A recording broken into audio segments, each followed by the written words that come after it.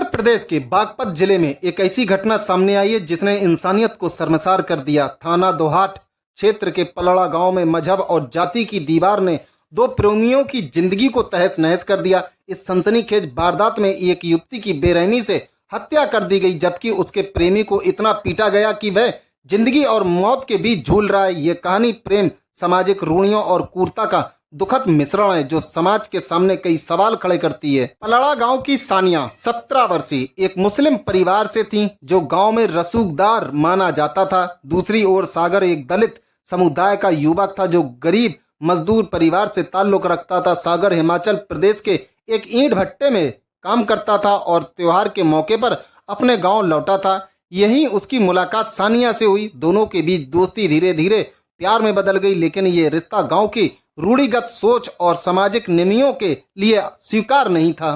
सानिया और सागर ने कई बार चोरी छिपे मुलाकात की और अपने रिश्तों को जिंदा रखने की कोशिश की। आखिरकार दोनों ने समाज की बंदिशों से मुक्त होना और एक नई जिंदगी शुरू करने का फैसला किया। उन्होंने भागने की योजना बनाई, लेकिन ये योजना उनके लिए घातक साबित हुई। परिजनों को जब इस रिश्ते और भागने की कोशिश का पता चला तो उन्होंने दोनों को रास्ते में पकड़ लिया। इसके बाद जो हुआ वह किसी सभ्य समाज के लिए कलंक है। जानकारी के अनुसार सागर को बेरहमी से पीटा गया और उसे अधमरी हालत में छोड़ दिया गया। उसका अभी तक कोई सुराग नहीं मिला। सानिया के साथ और भी क्रूर सलूक हुआ। उसे घर लाया गया जहां पहले उसे बुरी तरह पीटा गया और फिर उसकी हत्या कर दी गई। हत्या को छुपाने के लिए परिजनों ने सानिया के शव को गांव के कब्रिस्तान में चुपके से दफना दिया। के पलड़ा गांव में मुस्लिम समुदाय की बहुलता है, इसलिए 2 दिन तक इस घटना पर कोई सवाल नहीं उठा। मामला दबा रहा, लेकिन सागर के पिता को अपने बेटे की गुमशुदगी पर शक हुआ। उन्होंने पुलिस में शिकायत दर्ज की और बेटे की बरामदगी के साथ साथ उसकी जान को खतरे की आशंका जताई। सूचना मिलने के बाद पुलिस हरकत में आई। थाना दोघट की पुलिस ने जांच शुरू की और कुछ संदिग्ध लोगों को हिरासत में लिया। पूछताछ के दौरान इस हत्याकांड की परतें खुलना शुरू हुई। परिजन ने सानिया की हत्या की बात कबूल की, जिसके बाद पुलिस ने कब्रिस्तान से सानिया का शव निकाला और पोस्टमार्टम के लिए भेजा। सीओ विजय तोमर ने बताया, हमें सूचना मिली थी कि 22-23 की रात 17 वर्षीय सानिया, जिसके पिता का नाम मनीष है, की हत्या कर दी गई है। डीएम के आदेश पर शव को निकाला गया और पोस्टमार्टम के लिए भेजा गया है। आगे की कार्रवाई पोस्टमार्टम रिपोर्ट के आधार पर होगी। हालांकि सागर के बारे में अभी तक कोई ठोस जानकारी नहीं मिली है। पुलिस का कहना है कि सागर की तलाश जारी है और इस मामले में सभी पहलुओं की जांच की जा रही है।